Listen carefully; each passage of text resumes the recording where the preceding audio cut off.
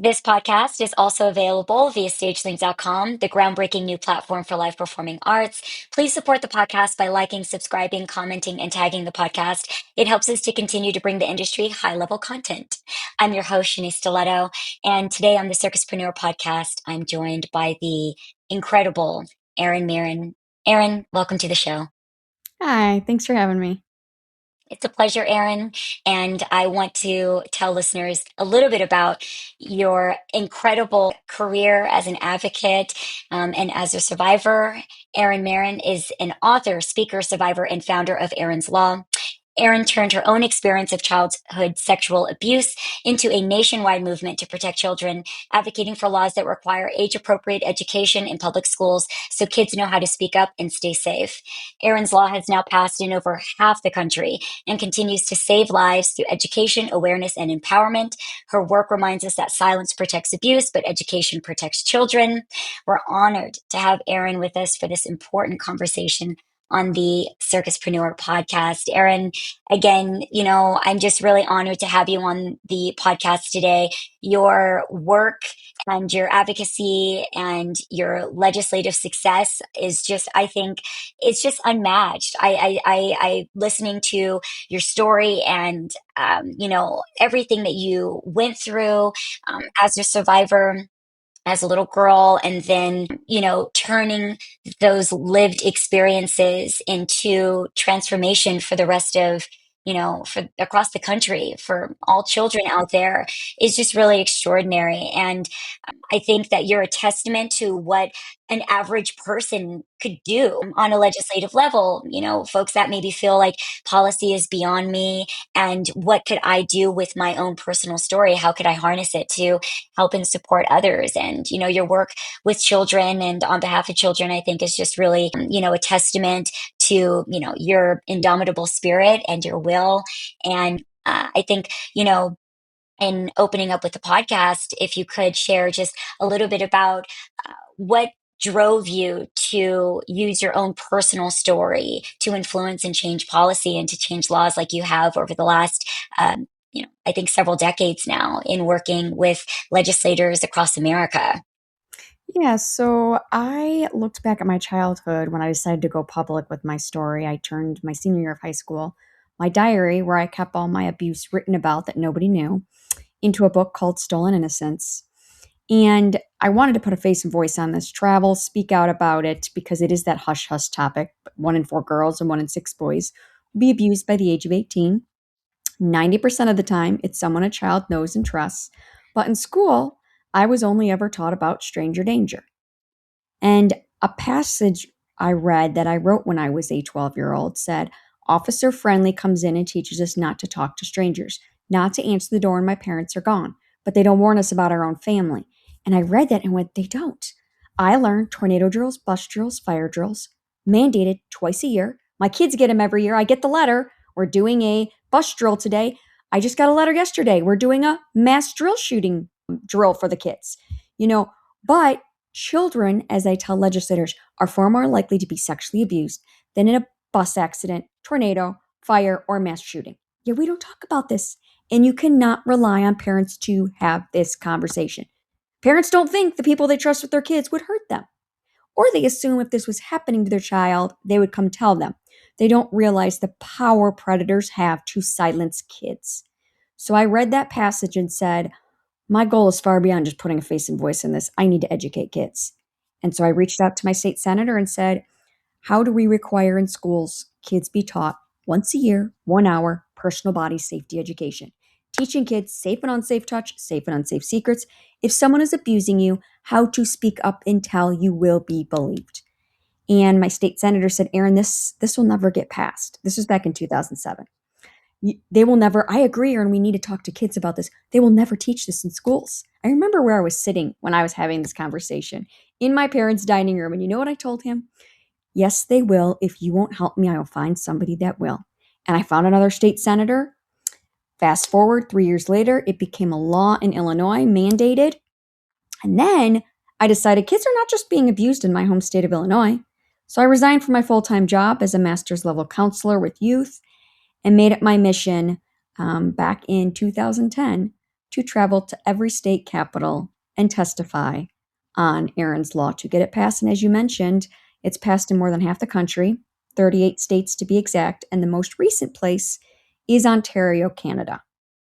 Wow. Yeah, you're going international with your efforts.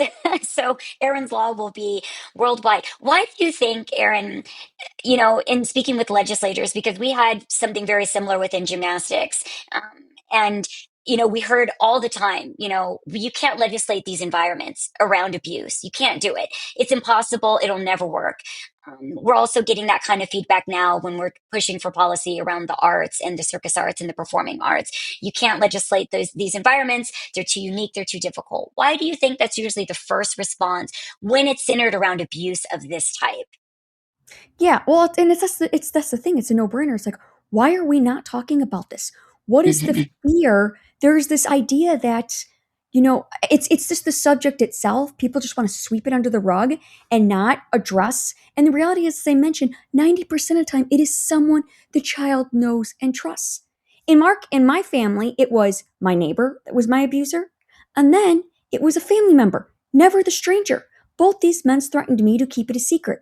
Fast forward a couple years later, my sister's gymnastics coach, her whole childhood, is arrested for this, for molesting multiple children in the gymnasium while he was doing gymnastics. This was a man, as my mother said, I bought him breakfast on multiple occasions because we go to these meets. He'd be at the hotel with us. He'd sit and have breakfast with us. Once again, you never assume the coach would do this. And Right. the other thing I tell people is these predators do not stop. I don't care. You can't put him in prison for a couple years because this same gymnastics coach went to jail for abusing these 8 little girls, was released after 4 years. What did he do? He moved to Michigan, found a woman who was single mom with a 5-year-old daughter, and was raping her. He's now sitting behind bars for life in a Michigan prison. This is my example of you can't just lock these monsters up for a couple years. It is the silent epidemic. We all know somebody that this has happened to. And as I said, majority of the time, it is someone a child knows and trusts. Right. And that was my USA Gymnastics coach as well. And, he was invited to holidays and to Thanksgiving dinner. The families absolutely loved him. And, couldn't imagine, even to this day, there are people that defend this person Oh, and defend his abuses. And, you go you to find it prison? in yeah. Oh, yeah. He absolutely went to prison. We were fortunate that he went to prison, but it didn't matter. I No. mean, some of them were at his sentencing. Some of the parents brought their children to the sentencing to You're support him. you know what? You know what is so I'm that does not surprise me at all because in my case, the relative that abused my sister and I confessed to law enforcement, said, "Yes, I did this." In fact, even told the police officer he was getting aroused while he was abusing me. And what happened? My dad's entire extended family, almost all of them, continued to support him. They even tried to get the detective by calling the police department to wipe his confession away. Like, it is sickening to me, even in situations of a confession, you still have family members in that much denial, not wanting to accept. So, you telling me that does not surprise me in the least.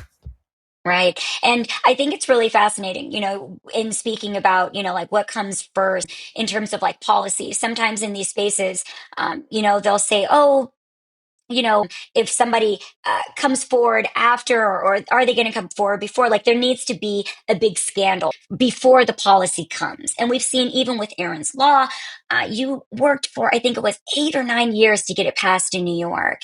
And, in our case with USA Gymnastics, it turned into a big scandal, but nobody really saw what happened prior to the news broke around the really big case, right? They didn't see people that were trying to sound the alarms for years prior, that were trying to hold people accountable for years prior.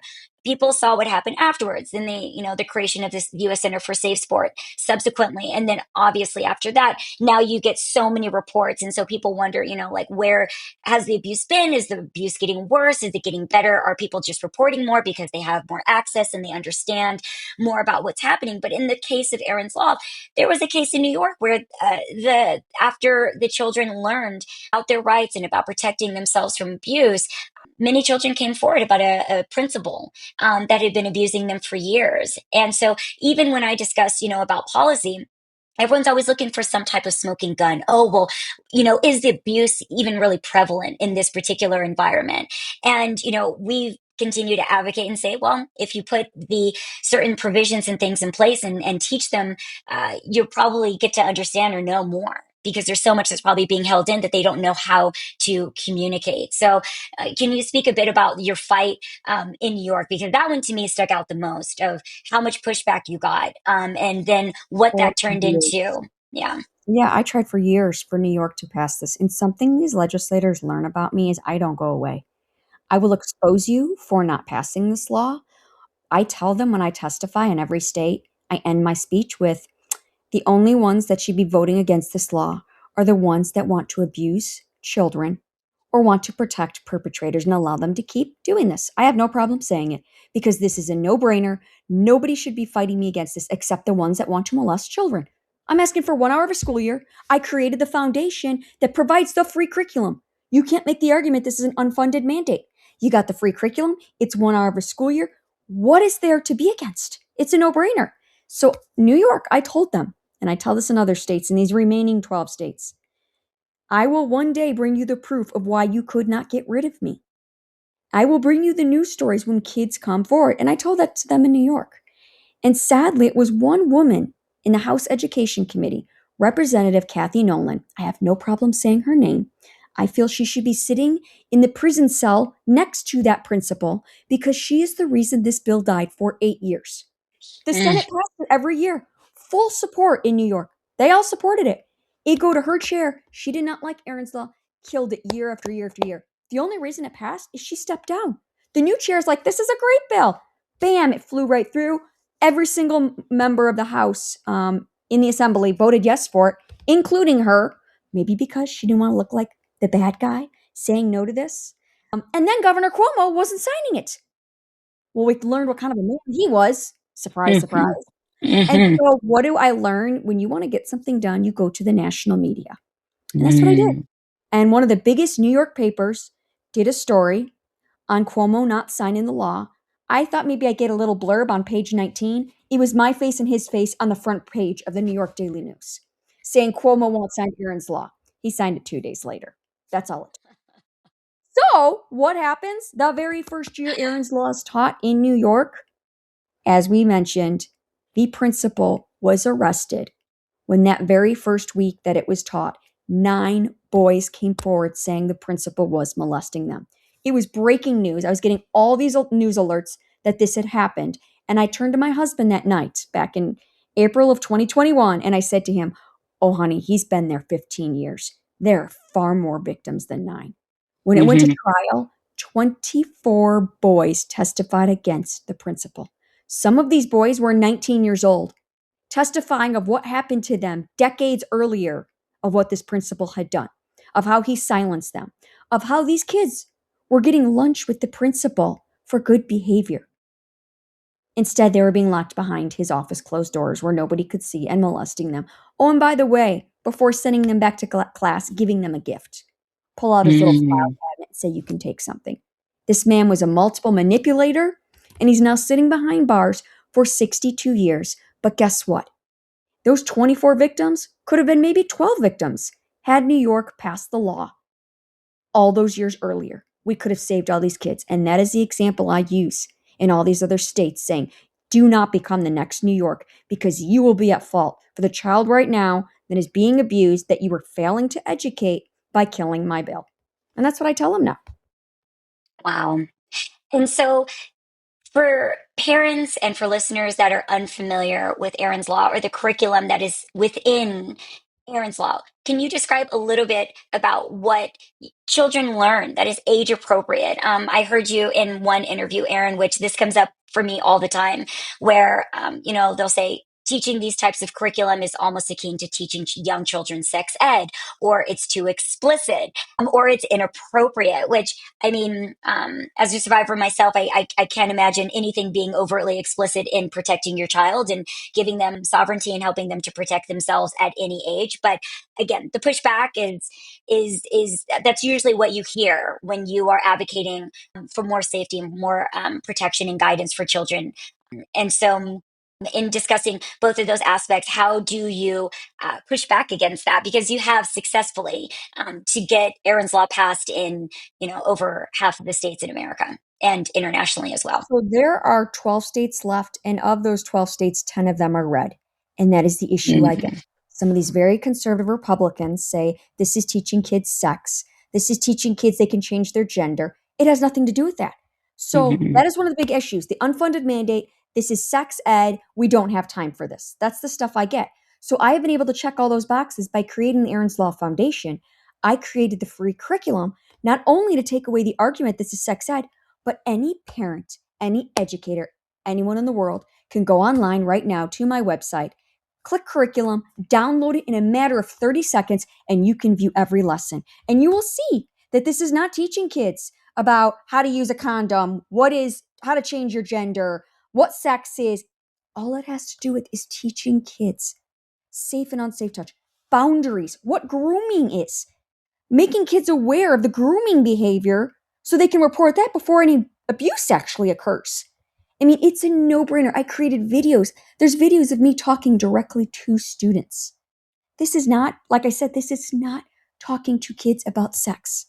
But you get those concerned parents that fear that. And I get it. But I can't say it enough. This is not what that is. And I had one mom in Oklahoma after my law got passed reach out to me because she thought it was sex ed. She contacted the principal. She asked him what's going to be taught. And even after him telling her, no, this is not sex ed, this is what we're teaching, she was still concerned that there was some agenda that she wasn't being told that was going to be taught. And she was given the option because Erin's Law is opted out. We're not taking away parental rights. If you don't want your kid to sit and listen to my law, they could sit in the library, the gym, the cafeteria, they put them somewhere. But this mom said, I did not want to look like I was doing something to my child by pulling them from the Erin's Law lesson and having her sit in the library while all her classmates learned it. She goes, I felt like there'd be a red flag on me and my husband. But she goes, Erin, I'm one of those parents since my daughter was 2. I've talked to her about personal body safety. You say parents don't talk about this, but I do. I go, yes, but there's very few of you. And so Hmm. she felt, I talked to my kids about this. She feared what her daughter was going to be taught. So she said it was literally the night before she decided, okay, I'm going to let her learn this. And I'm going to ask her when she gets home, what did she learn to see that there was no agenda? They didn't teach her about sex. She goes, Erin, the reason I'm writing to tell you this is there was one child in my daughter's school that came forward as a result of your law being taught. And that person was my daughter. Mm. She said, Erin, I came this close to pulling my daughter from learning your lesson. She said, my dad, her grandfather, had been raping her for the last 2 years, abusing her child, and threatening he would kill mom, his own daughter. He would kill mom if you tell anybody. So, what did the little girl do? She feared grandpa was going to kill mom. And so she kept quiet. She goes, Erin, even though I was talking to my kids about this, it took somebody else to give her the courage to come forward because she feared mom was going to be killed. And that's all it took. She goes, please use my story. If you ever have any parent that questions your law, that does not want them to be taught, because I came this close. She goes, my daughter would still be being abused right now had I signed her out of learning your law, opted her out. And that story still gives me goosebumps to this day. Yeah. Like, just when I think I've heard it all, I'm like, wow. Yeah. Yeah, that is just like, oh my gosh. I know when Right. I heard you tell that story previously, I just was like, could not believe it. I mean, if there is not a sadder story, but there couldn't be a better story in terms of using to help other parents get over whatever it is that's holding them back, or they Yep. think, we're doing right by our kids, we're doing the best things, especially, I think currently too, Erin, that's another thing I would like for you to speak on. If how have you seen Aaron's law with respect to the technology that, predators and the children have today, which we know is another completely new like medium and battle for kids. When I was little, that was already, cell phones were there. And that was a way that my abuser started connecting with me when I was really little. But that was even before the smartphone and before, technology, I think, exploded and social media was as big as it is. And now, I've advocated and worked on several different AI bills and protecting children from abuse. And how do you think it correlates to that. Have you adapted Erin's Law? Have you changed anything over the past few years because of the technology that's, kind of taken, I think, captive of all children at this point in time? Yeah. As It's really far as difficult. I feel like social media, these cell phones are so dangerous for kids. Hmm. Parents are clueless on Hmm. and how smart kids are. You put all these safety features in place. Kids know their ways around them. Even the Hmm. video games these predators reach these kids through. Technology Hmm. is such a scary thing for children, as far as predators having access to them. And it's been going on for decades, but it's gotten a lot worse. And the one thing I advocate for, there's great resources out there on the prevention of abuse of kids in the cyber world. It's something they talk about in my curriculum with kids, the Hmm. dangers of social Hmm. media, of not giving out information about yourself, not using your real name out there on the internet for an email address or things like that. But the one thing I tell parents is don't give your kids these smartphones. Yeah. There are phones. We just gave my daughter a phone. It has no internet access. She can't download TikTok, Instagram, any of that stuff. It is basically she can text and call mom and dad, Hmm. grandma and grandpa, but that is it. Why do these Hmm. kids need these devices? I swear are like deadly. Yeah. Not only the predators. There's so much from the mental health. What is it? The bullying that goes on behind the scenes with kids with these. I'm sorry, but these cell phones are killing kids. It is so scary.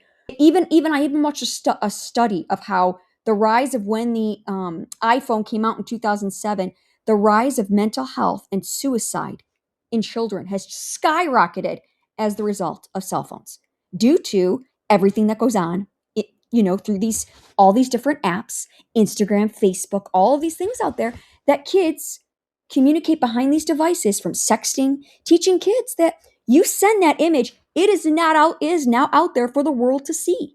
And then these kids Hmm. freak out and they go and kill themselves because Yeah. they sent some picture, whether it's to a predator or they think it's to someone their age. Oh, but no, it was 15-year-old blah blah. You find out is really a 35-year-old living in another state. So, oh my gosh, I just wish these parents. I've had parents tell me, but Erin, then my kid's not the popular one that doesn't have Yeah. an iPhone. Oh my gosh, I just want to. They Oh won't go viral on social media. yes, I hear that a lot too. But they've got to go viral eventually on social media for their career. Like, oh my God. Yeah. Yeah. it's dangerous. That, They're dangerous. And I wish parents would be smarter because there are so many smart options out there. And I get it. I was totally against getting my daughter a cell phone. She's 11 and a half now. I had a situation recently. I said she wasn't going to be till high school. Situation recently, her dad travels a lot. I was stuck in traffic. I was 30 minutes away from home when she came home and nobody was home. And I warned her. There may be the day that something happens. You stay home, close, lock the doors, all of that. And I'll get home. But that situation made me nervous. Like I had no way of communicating with my child that mom is stuck behind an accident and I can't get home. So it was from that situation that I did my research and found a phone that has no internet access. She basically can call and text, and that's all we need. yes. Nobody else can get access to her. And I'm like, this is perfect. It's the safe phone for kids. And that's what parents need to do. They don't need iPhones. And I get told a lot, why are your kids so creative, Erin? Like they have such great imaginations or how they can. I go, it's because I don't put them in front of these freaking devices all the time, like some of these parents. Right. Here's an iPad. My kids don't have that stuff. No, Hmm. my kids do not have video games. We don't have Wii. We don't have iPads. We don't say what you want. I like I said, I'd rather my kids be in therapy one day because they didn't have the iPads or didn't go to the sleepovers because I don't allow those either Mm. than to have these dangerous devices and have them have sleepovers. Because majority of my abuse in my childhood from 6, 7, and 8 was in my best friend's home during the sleepovers with the uncle that lived with her. And so due to his threats that I would be harmed, that my house would be burned down, I would be killed, my parents would be killed, I stayed silent. And so because of those things, I don't let my kids go to sleepovers. And sadly it takes situations like mine Hmm. to get parents to do something. It takes that 16-year-old that was 20 years ago, the guy that got her and she went and met him and he was a predator to take action. And I don't want it to take something like what happened to me or what happened to other people to get parents to act. Do something now before your child becomes a victim.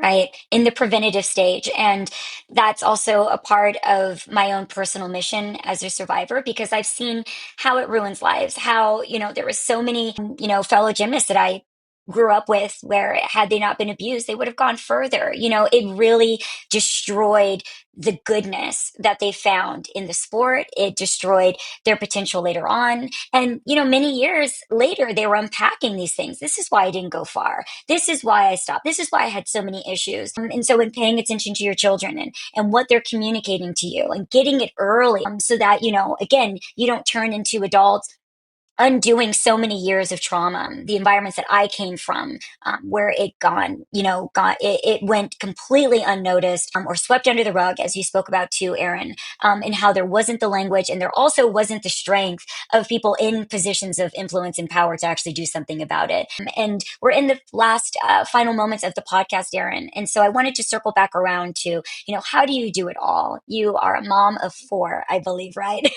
and Or and you have dedicated yourself to passing Erin's Law in all of the states and internationally. We were speaking a few weeks ago. You were, traveling then and going to so many different legislative offices, and you testify. You do so much. You do podcasts, you're a speaker, you've been on Oprah. I mean, you've done and do so much. How do you, hold the space in moving forward, and also to not get defeated when it doesn't work out? Because, even in policy efforts, in working with folks that are, advocates that haven't been around policy as much as I have over the last decade, they're like, this is just taking too long. It's just too hard. Like, we don't want to do this. Or they're like, we don't know if this is really the way it's supposed to be. Why isn't this happening?